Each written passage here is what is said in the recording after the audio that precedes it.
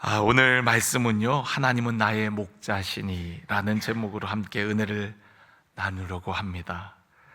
시편 23편은 우리가 너무나도 잘 아는 시편이죠. 시편은 150편으로 되어 있고 5권으로 되어 있는 아주 성경에서 가장 분량이 많은 부분입니다. 그 중에서도 시편 23편은 시편의 진주라고 불려지는 시편이에요. 오늘 우리가 읽은 본문 말씀을 보면 사망의 음침한 골짜기, 또 해, 원수 이런 단어를 볼 때 다윗이 경험한 인생은 많은 어려움과 또 고난이 있었다는 것을 우리는 알 수가 있어요. 그러나 오늘 시편을 볼 때에 그런 인생을 살아왔을지라도 그 안에는 두려움이 없는 것을 보게 되어집니다. 왜 그렇습니까? 하나님께서 목자 되셔서 그의 인생을 도와주시고 인도해 주셨기 때문입니다. 시편 23편은 어떠한 상황에서도 하나님을 향한 신뢰를 고백하는 시예요. 그래서 시편 23편을 신뢰의 시편이라고 일컫기도 합니다. 우리가 경험하는 인생에 많은 문제들이 있죠. 때로는 건강으로 인해서, 때로는 인간관계로 인해서, 때로는 경제적인 어려움으로 인해서 우리는 많은 어려움들을 겪게 되어집니다. 그러나 그럼에도 불구하고 하나님을 신뢰하고 또 의지하는 자에게 하나님께서는 그들을 온전히 인도하시고 또 함께 하신다는 그런 약속의 말씀이 오늘 시편 23편 가운데 녹아 있는 거예요. 오늘 말씀을 보니까 여호와는 나의 목자시니라는 선언으로 시작이 되어집니다. 그 얘기는 우리는 그분의 양이라는 것을 전제하는 말씀이죠.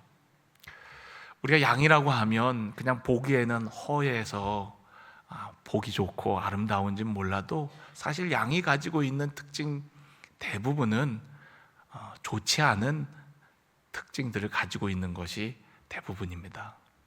오늘 저나 우리 찬양대가 하얀 이렇게 수트를 걸쳐 갖고 다 양 같죠. 근데 저기 안에 들어가면 더 얘기 안 하겠습니다. 양이 가지고 있는 보여지기에는 보기 좋은지 몰라도 사실 우리 인간 내면을 들어가 보면 얼마나 악하고 또 부족하고 연약한 것이 많은지 몰라요. 그래서 이사야 선지자는 뭐라고 얘기했지요? 우리는 다 양 같아서 그릇 행하여 각기 제 길로 갔거늘 이라고 얘기를 합니다. 우리를 양에다가 비유하면서 그릇 행하고 각기 제 길로 가는 그런 모습을 이야기했어요. 자, 그렇다면요, 하나님이 어떻게 우리에게 어떠한 목자가 되시는지 그것을 나누기에 앞서서 먼저 양이 어떤 특성을 가지고 있기에 다윗은 우리가 바로 양이라는 것을 전제하고 이야기했을까? 양의 모습을 좀 구체적으로 말씀드리고자 합니다. 양은요, 방향 감각이 없어요. 그래서 이사야 선지자도 그릇 행할 뿐만 아니라 그냥 각기 그냥 제 길로 갔다는 거예요. 방향 감각이 없습니다.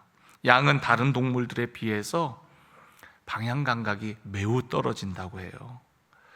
우리가 집에서 기르는 동물들이 뭐가 있어요? 예전에 농사 지을 때는 소, 염소, 강아지, 고양이 이런 것들이잖아요. 근데 이런 것들은 이렇게 나가고 풀을 뜯기거나 나가고 산책을 하거나 이렇게 목줄이 풀려 있더라도 와 보면은 집에 돌아와 있는 경우들이 많거든요. 그러니까 집을 잘 찾아옵니다. 그런데 양은 목자가 없으면 집으로 돌아오지를 못해요. 자기 집을 못 찾습니다.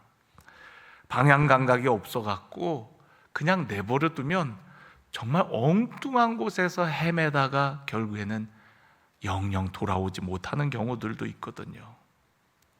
그래서 우리가 예수님도 잃어버린 양 비유를 말씀하실 때 99마리를 내비두고 길 잃어버린 그 한 마리의 양을 찾으시는 목자의 모습으로 예수님 말씀하셨잖아요. 그렇게 길을 잃어버리는 양들이 종종 있다라는 거예요. 왜 그렇습니까? 양은 방향 감각이 없기 때문에. 그래서 길을 못 찾아요.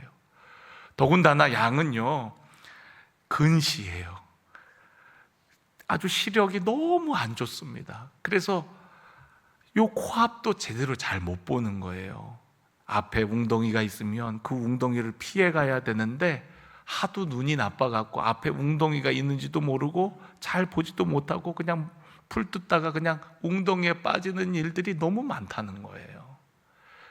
양은 방향 감각도 없을 뿐만 아니라 시력도 안 좋아갖고 그렇게 웅덩이에 빠지는 일들이 얼마나 많은지 몰라요. 그런데 여러분, 우리 인생이 그렇잖아요. 우리 늘 그런 얘기 하지 않습니까? 한 치 앞도 모르는 게 우리 인생이라고. 한 치 앞도 보지 못하는 게 바로 우리 인생이에요. 양과 비슷하죠? 양도 코앞을 잘 분별을 못하는데 우리들도 그렇습니다. 얼마나 우리는 하나님을 만나기 전까지 인생 방황하는지 몰라요. 하나님을 만나기 전까지는 우리의 인생은 끊임없이 방황해요. 여러분, 사춘기 때만 방황하는 게 아니에요. 청소년 사춘기 때뿐만 아니라 요즘에는 어른이 돼서도 뭐 노춘기인가요? 그런 게 있어갖고 또 어른이 되고도 방황을 하고 은퇴 후에도 방황을 하고 아무 때나 요즘에는 방황을 합니다. 그게 우리 인생이거든요.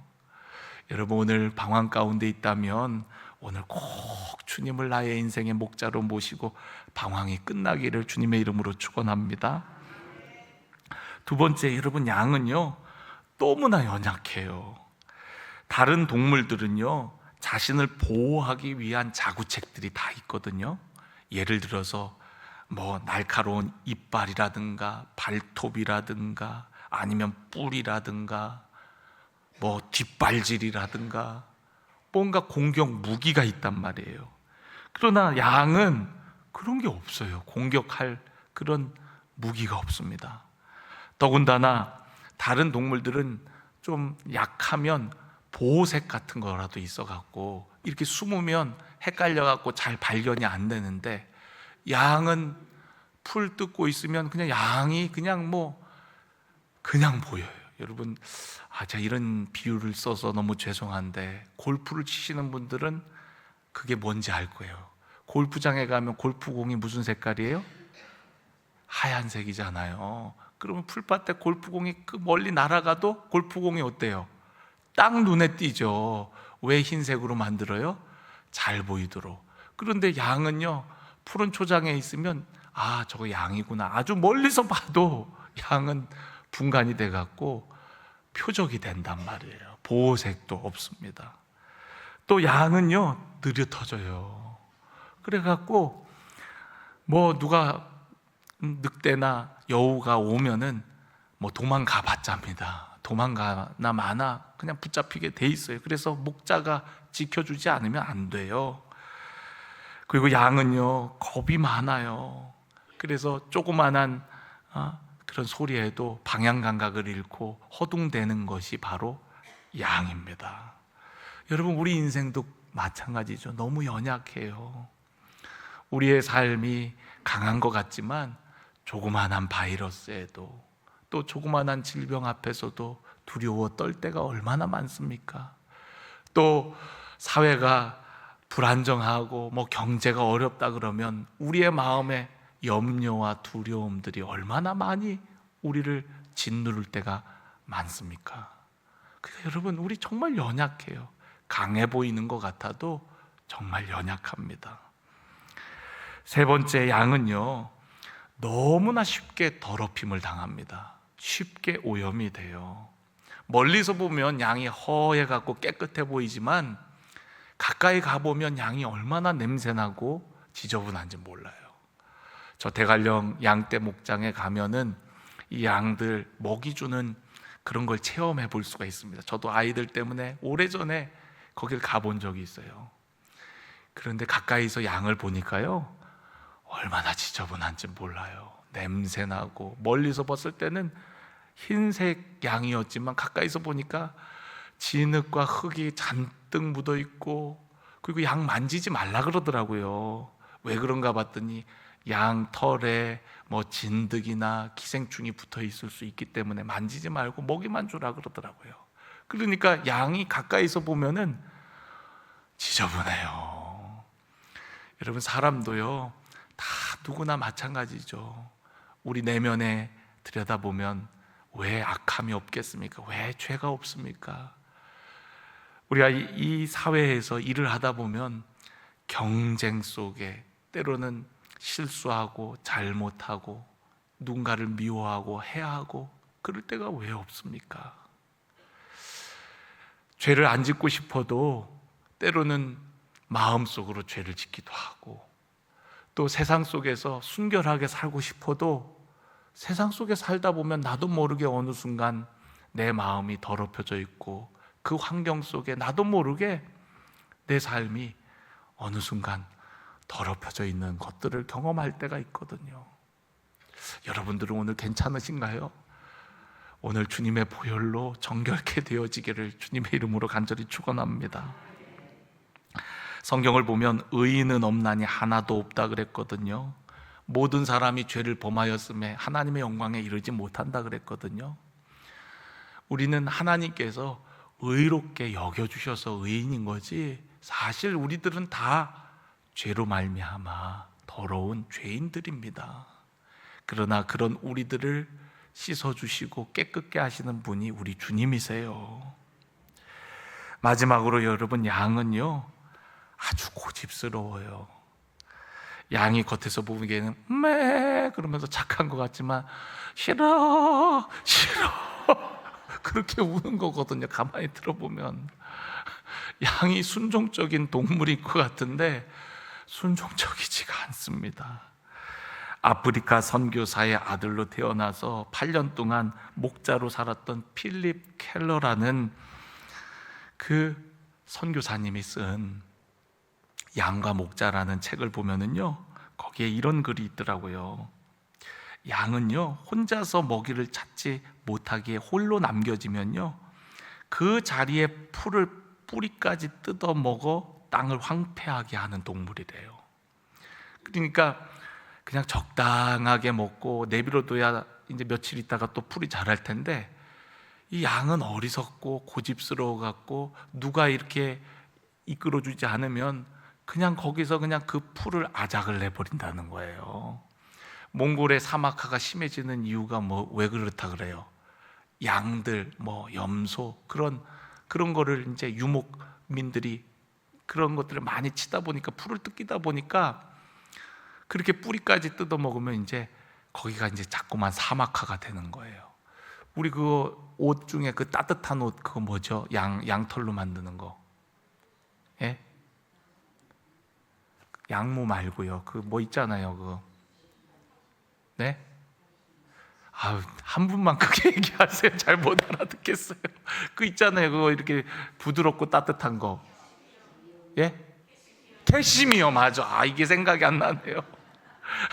여러분, 그 캐시미어가 다 양털로 만드는데 그거 너무 좋아하지 마세요.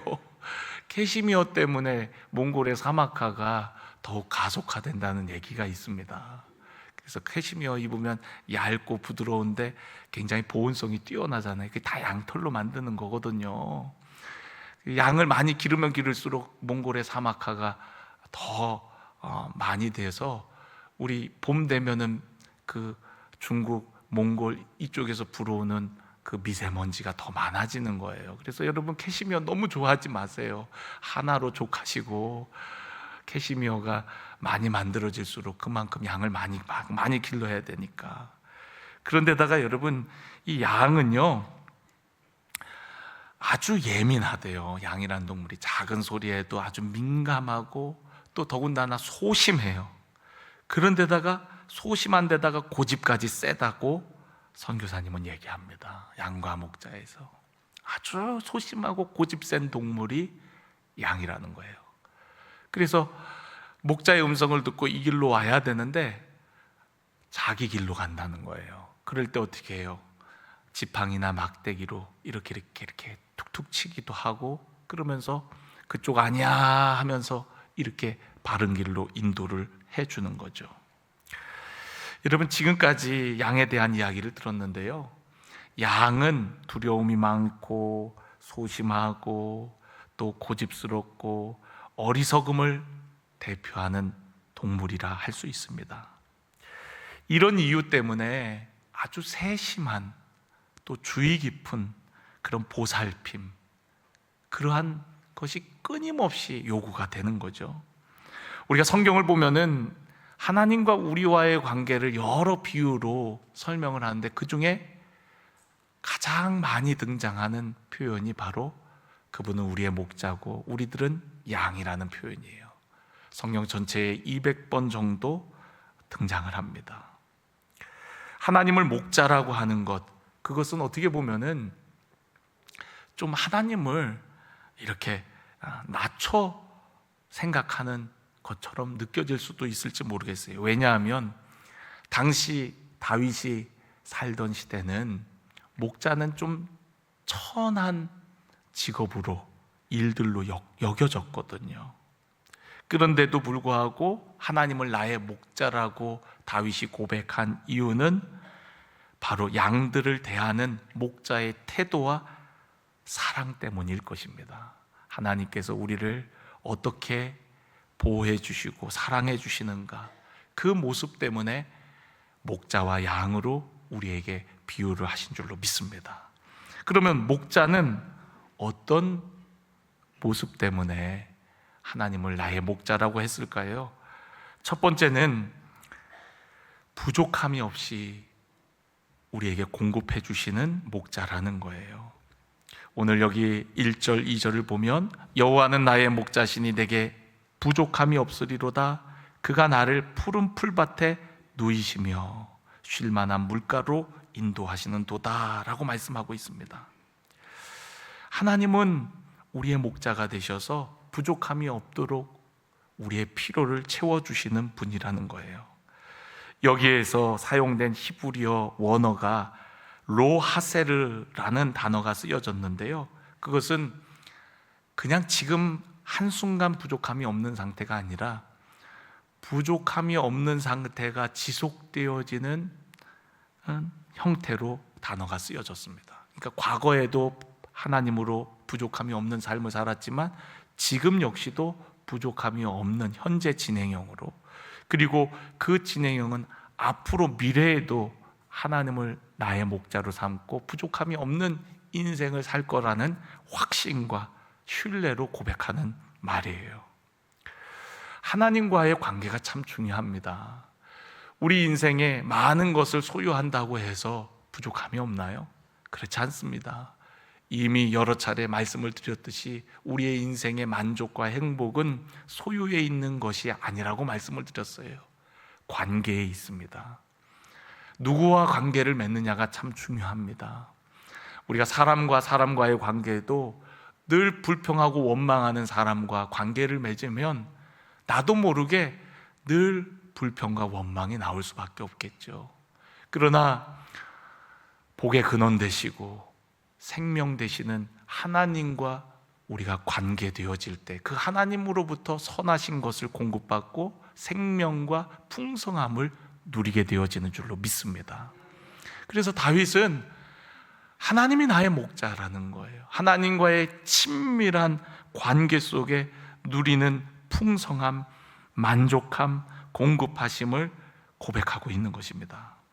예수님께서도 나는 선한 목자라 라고 선언하셨죠. 예수님께서 요한복음 10장 10절에 보면 내가 온 것은 양으로 생명을 얻게 하고 더 풍성하게 하기 위해서 오셨다라고 말씀하셨습니다.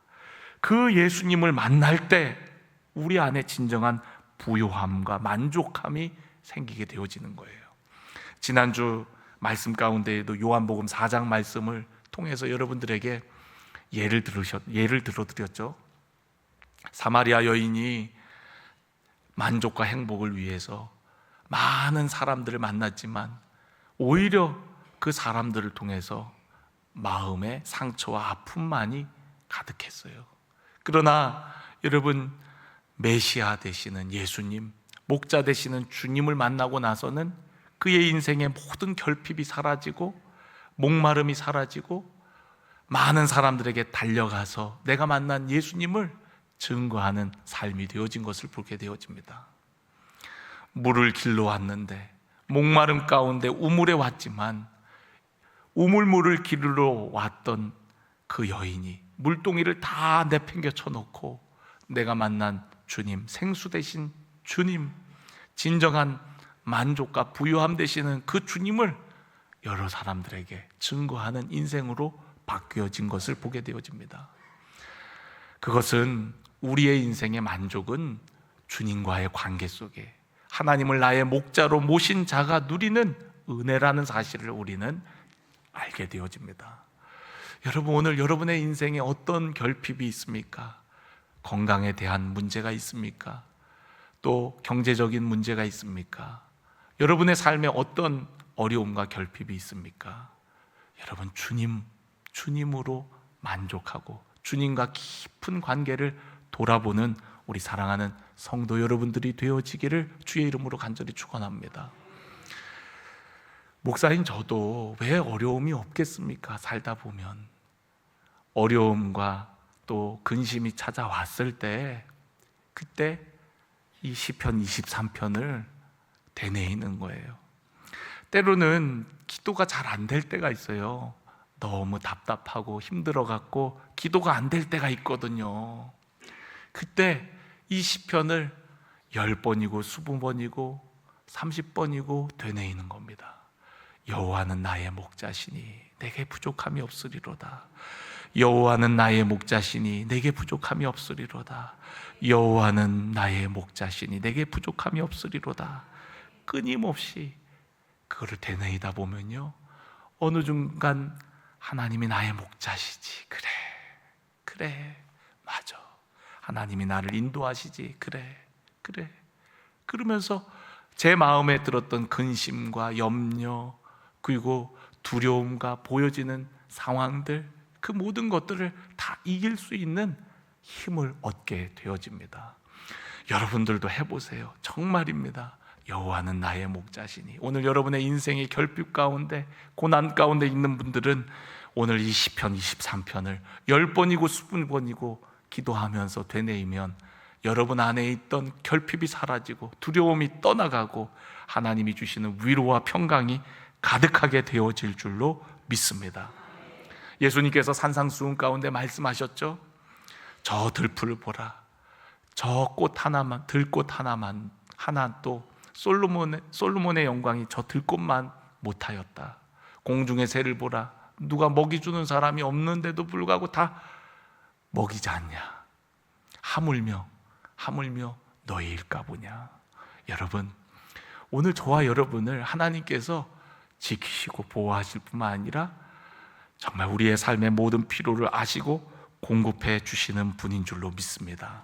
무엇을 먹을까 염려하지 말라 하셨던 우리 주님의 말씀을 기억하면서 오늘도 우리를 돌보시고 우리에게 풍성한 은혜를 공급해 주시는 주님과 친밀히 동행하는 우리 모두의 삶이 되어지기를 간절히 축원합니다. 두 번째, 여러분, 목자, 하나님이 우리의 목자라고 했는데 우리의 목자 되신 하나님은 우리를 지켜주시는 분이세요. 오늘 여기 보니까 4절에 내가 사망의 음침한 골짜기로 다닐지라도 해를 두려워하지 않을 것은 주께서 나와 함께 하심이라. 주의 지팡이와 막대기가 나를 안위하시나이다 라고 말씀하고 있어요. 여러분, 사망의 음침한 골짜기를 지날 때 그때에도 주님이 나와 함께 하신대요. 우리는 때로는 고난과 어려움이 오면 하나님 어디 계세요? 라고 부르짖을 때가 있죠. 근데 그때에도 하나님이 나와 함께 하신다고 말씀하고 있습니다. 예수님께서 승천하실 때에 분명히 말씀하셨죠. 내가 세상 끝날까지 너희와 항상 함께 있으리라고 약속하셨어요. 뿐만 아니라 예수님은 양을 위하여 생명을 바치시는 분이라고 말씀했습니다. 요한복음 10장 11절에 보면 나는 선한 목자라 선한 목자는 양들을 위하여 목숨을 버리거니와 라고 말씀했어요. 여러분, 예수님이 우리의 목자 되셔서 양들을 위하여서 목숨까지도 아끼지 않는 분이라는 거예요. 그러나 반대로 삭구는 어떻습니까? 자기 살기 위해서 양들을 내버려 두고 도망을 간다는 거죠. 여러분, 우리 주님은 양을 위하여 목숨을 바치시는 주님인 줄로 믿습니다. 우리에게 생명을 주시기 위해서 이 땅에 오셨을 뿐만 아니라 우리를 구원하시기 위해서 자신의 생명을 내어주시면서까지 십자가에서 죽으시고 그리고 우리에게 참된 생명을 주셨죠. 예수님은 참된 목자세요. 하나님은 우리의 목자셔서 우리에게 영원한 구원을 주시기 위해서 은혜의 선물 예수 그리스도를 보내오셨고, 예수님도 하나님의 마음으로 우리들을 사랑하시고 목자 되신 하나님처럼 선한 목자로 이 땅에 오셔서 우리를 위해 목숨을 아끼지 아니하신 거예요. 로마서 8장을 보면은 우리를 위해 그리스도까지 주셨는데 그리스도와 함께 이 모든 것을 우리에게 주시지 않겠느냐라고 말씀하셨습니다. 여러분, 오늘도 목자 되신 주님, 그 주님이 나를 지키심으로 어떤 환경, 어떤 두려운 상황 속에서도 여러분 두려워 떨지 마시기를 주님의 이름으로 간절히 축원합니다. 예수님이 우리의 목자 되시면 다른 게 뭐가 문제가 되겠어요? 우리는 인생을 살아가면서 너무 많이 두려워합니다. 그러니까 여러 보험을 들죠. 뭐 화재 보험부터 시작해서 뭐 암보험, 뭐 또 다치면 뭐 하는 보험, 우리 여행 갈 때 또 여행 가서 무슨 일이 생길까 봐 또 여행 보험, 너무 많은 보험을 들고 살아요. 그만큼 두려워한다는 거죠. 그런데 여러분, 함께 하시는 주님을 바라보시길 바랍니다. 세상이 아무리 바뀌고 달라진다 할지라도 주님은 우리를 변치 않고 우리와 함께 하신다는 사실을 여러분 잊지 마세요. 그 주님이 저와 여러분과 함께 하십니다. 성령으로 이 시간 우리 안에 거하실 뿐만 아니라 우리에게 말씀하시고 우리의 행할 길을 알려주시는 분이신 줄로 믿습니다. 오늘도 하나님께서 여러분들을 지키시고 함께 하시기를 간절히 원합니다. 양 중에 제일 불쌍한 양이 어떤 양인지 아십니까? 목자 없는 양이에요. 목자 없는 양은 죽은 거나 다름없습니다. 오늘 하나님을 나의 목자로 모시고 그 목자의 음성을 따라 함께하는 우리 모두가 되기를 간절히 축원합니다. 마지막으로, 여러분, 하나님은 우리를 인도하시는 분이세요. 그래서 오늘 여기 성경을 보면은요, 2절 우리를 푸른 풀밭과 쉴만한 물가로 인도하신다고 하고 있고요, 3절을 보면은 자기 이름을 위하여 의의 길로 인도하시는도다. 또 6절에는 이렇게 표현되어 있어요. 내 평생의 선하심과 인자하심이 반드시 나를 따르리니. 마치 우리를 뒤쫓아오는 듯이 표현했지만 사실 우리와 함께 하신다는 것, 우리를 인도하신다는 것이거든요. 그래서 마침내 우리가 가야 할 곳, 여호와의 집에 살게 되어지는 그런 은혜를 말씀하고 있습니다. 그러니까 하나님은 그냥 가만히 계시는 분이 아니라, 함께만 하시는 것이 아니라 우리가 가야 할 곳이 어디인지, 있어야 할 곳이 어디인지를 알려주시고 우리를 이끌어 주신다는 거예요. 아까도 말씀드렸듯이 양은 앞을 잘 보질 못해요. 우리도 마찬가지입니다. 우리들도 한치 앞을 잘 모르지요. 세상이 너무 많이 빠르게 변하다 보니까 여러 미래학자들이 예측은 하지만 그 예측하는 것들이 다 맞지는 않아요. 우리가 코로나 팬데믹 이후에 세상이 얼마나 달라졌습니까? 불과 몇 년 전과 지금 얼마나 삶이 많이 달라졌습니까? 앞으로 5년 후, 10년 후에는 어떻게 세상이 바뀔지 우리는 감히 짐작조차도 하기 어려운 시대를 살아가고 있습니다. 가끔 어떤 분들이 저에게도 이야기를 해요. 앞으로 어떻게 하실 겁니까? 라는 질문들을 할 때가 있습니다. 솔직히 잘 모르겠습니다. 어떻게 상황이 바뀔지, 또 그래서 어떤 것들을 대비해야 될지. 지금 우리가 살고 있는 이 시대는 정말 모든 것들을 대비하고 준비해야 될 때인 것 같아요. 그 정도로 우리가 예측할 수 없고 세상이 너무 빠르게 변하고 있다라는 사실이죠. 여러분, 이렇게 빠르게 변하는 세상 속에 우리가 어디로 가야 될지, 무엇을 해야 될지 몰라 당황스럽고 두려울 때가 많지요. 그러나 우리의 목자 되시는 주님을 바라보고 한 걸음 한 걸음 나아간다면 분명히 가장 선하고 가장 좋은 길로 인도해 주실 줄로 믿습니다. 목자가 이끄는 방법이 때로는 마음에 들지 않을 수도 있어요. 왜 이런 음침한 골짜기로 우리를 이끄는 거지? 그러나 여러분, 그 골짜기를 지나야만이 푸른 초장이 기다리고 있을 수도 있고요. 또한 그러한 골짜기를 통해서 우리를 연단하고 훈련해서 정금과 같이 하나님께서 우리를 빚으시고 있는지도 모르겠어요. 이스라엘 백성들이 가나안 땅을 향해 갈 때 출애굽해서 바로 가나안 땅으로 직행했나요? 그렇지 않습니다. 하나님께서는 그들을 홍해를 건너서 광야로 그리고 호렙산으로 이끕니다. 그리고 그곳에서 그들을 훈련하고 하나님을 예배하는 예배자로 세워서 다시 가나안 땅으로 향하게 되죠. 그러나 그들은 불순종으로 결국에는 들어가지 못하고 광야 유랑을 시작하게 됩니다. 38년, 다 합쳐서 40년이라는 세월이 흐르게 되어져요. 그러나 여러분, 그 세월이 결코 쓸데없는 시간이었나요? 그렇지 않습니다. 어느 때보다 하나님과 친밀하게 동행하는 훈련이었고, 그리고 하나님의 공급하심을 경험하는 시간이었고, 또한 하나님의 인도하심을 경험하는 시간이었어요. 그러니까 여러분, 양은 잘 몰라요. 모를 때는 그냥 우리가 목자의 음성, 하나님을 신뢰함으로, 하나님을 의지함으로 한 걸음 한 걸음 나아가는 겁니다. 저 역시도 그렇습니다. 어떻게 해야 될지 잘 모를 때가 많아요. 그러면 주님 인도해 주세요. 주님이 나의 목자시잖아요. 주님 인도해 주세요. 주님이 우리 교회의 목자시잖아요. 주님 인도해 주세요. 주님이 우리 가정의 목자시잖아요. 끊임없이 주님의 주 되심을, 또한 주님의 목자 되심을 고백하고 주님의 인도하심을 간절하게 바란단 말이죠. 그러면은 그 한 걸음 한 걸음 주님이 인도하셔서 나중에 뒤돌아보면, 아, 주님이 하셨구나. 그래서 하나님이 그리 하셨던 거구나. 하나님 감사해요. 감사해요. 그렇게 우리가 감사를 고백하는 거 아니겠습니까?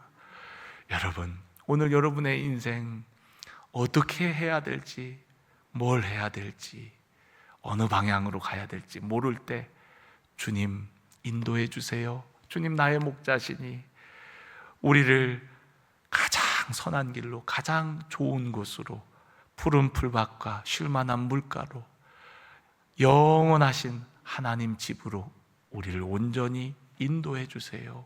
오늘도 주님께 여러분의 삶을 맡기고 의지할 때 여러분의 한 걸음 한 걸음을 반드시 인도해 주실 줄로 믿습니다. 오늘도 하나님을 나의 목자로, 여러분 여기에 참 중요한 단어가 나예요. 나의.